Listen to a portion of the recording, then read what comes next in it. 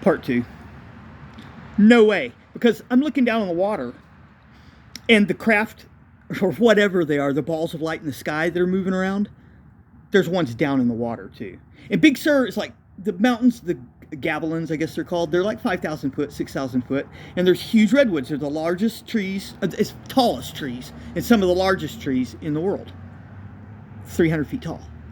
And then down in the water, there's the kelp forest. And those kelp in Big Sur, around that area, the kelp forest of California are the tallest underwater plants in the world. They're like 300 feet tall. And so it's just like, the forest just continues submarine instead of above the water. And it's deep too. There's a trench out there, and some of those trenches are 3,000 feet deep. So the mountains just continue going down for thousands of feet. But right now, there's balls of light down deep in the water that are so bright it's illuminating the ocean underneath the water, to where you can see the mountains down deep into the, like it was no water. You could see the water, but it was lit up, and you could see the mountainside, you could see the kelp forests, you could see elephant seals, sharks, and the craft moving around out there. I ain't going down there. He's trying to get me to go swimming down there. I'm like, hell no. As a matter of fact, at this point, I'm like looking at about that. As soon as I was like going, hell no, it was pretty much to his way of thinking. It was like Luke failing at the tree with Yoda. Failed, you know. I felt that way at the time too. I chickened out into doing something that he was asking me to do, you know. Wasn't going down in that water.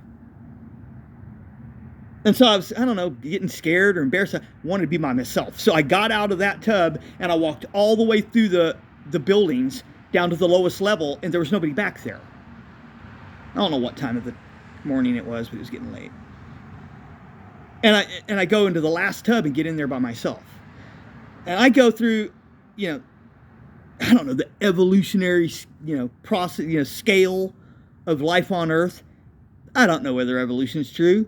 Maybe it is, maybe it isn't. If it is, God created evolution, okay? But I know this much: the human body in the gestation period in the womb goes through a process of like a clump of cells, forms a vertebrae, kind of looks like a fish, starts looking like a little lizard after a while, and it starts looking like a little mouse, and the next thing you know, it looks like a human, okay? Well, I went through that in reverse.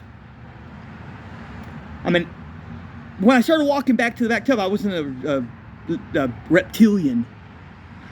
I'm using that term on purpose anymore. I was an amphibian, I guess. And of course, I've got the beautiful patterns.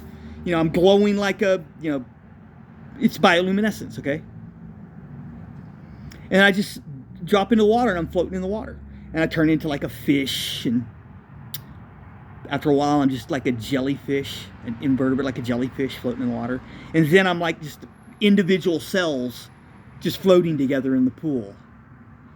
And I feel like the cells are, because the tubs there's the hot springs are just flowing into the tubs. There's hot springs up in the mountains, and they pipe them down to the tubs, and it's just overflowing into the into the ocean.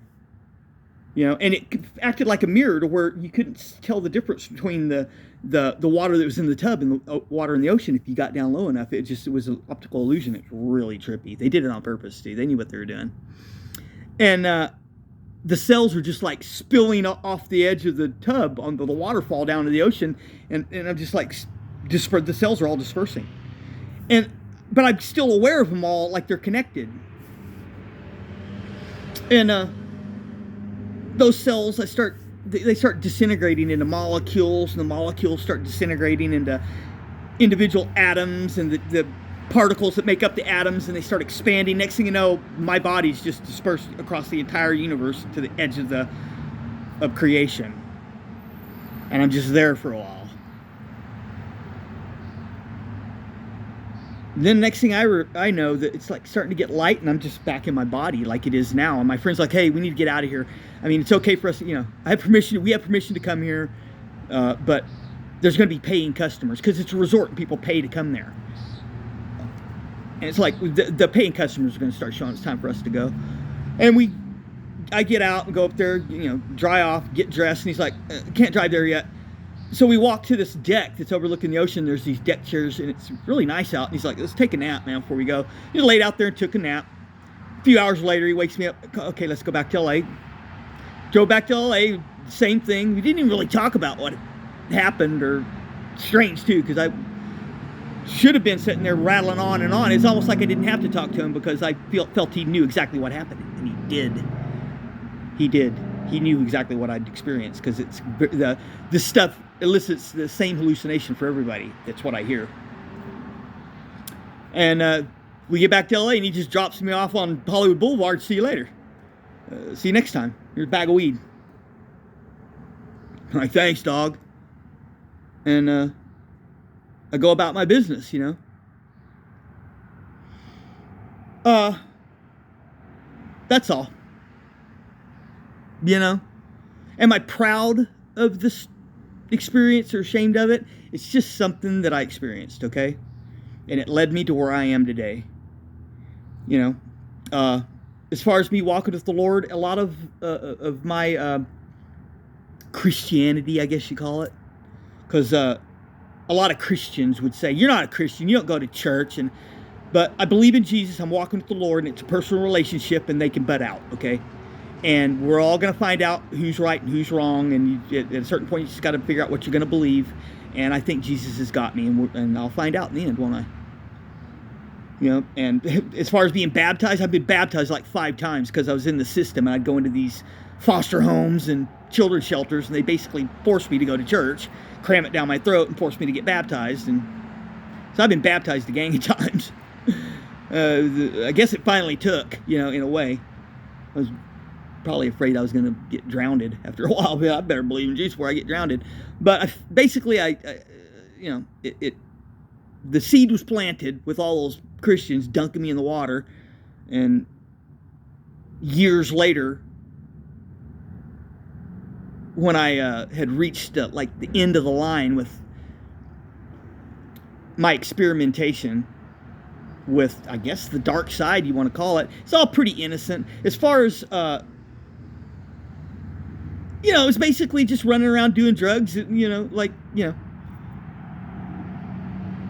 and hallucinating and thinking you're going to learn how to be, you know, a magician or something, or wizard or sorcerer. But like I said, my alcoholism it turned everybody off that were trying to get me into their little thing. And sometimes I think it was a blessing, because they might have tried to pull me into stuff that wasn't quite as innocent as that. You know what I'm talking about. The real witchcraft. Real Satanism. But I guarantee you, if they'd have pulled me into doing something where it's harming people or hurting innocents, I would have reacted very negatively to that. I've always been that way, because I kind of got used like that when I was a kid. I don't think I'll share any stories like that, but when I was younger, there's a reason why I was in children's shelters, and, you know, there's predators hang out in that, you know, environment. You know, like priests in the church, or teachers at school, or, you know, daycare centers, or, you know, children's protective services, on and on. You know, that people choose those occupations where they can have access to young people. And so I've had those bad experiences. I mean, that's about all I want to say about that right now. So what I'm trying to say is that if some real Satanist had ever tried to drag me into something like they do, that would have not, I would have reacted really, probably violently. And that's all I have to say in my own defense with that. But yeah, I'm glad that I've left that behind. I still feel, I'm still have this mystical bent, though, and thank God Christianity's a very mystical religion. They're talking about healing sickness and raising from the dead and eternal life, and I know that stuff like that exists. Do I have enough faith to heal myself, raise from the dead? I don't need, we'll all find out, and I'm going to find out. Maybe I might be finding out sooner than I planned. We'll see. Anyway, that's about all. You guys have a good night.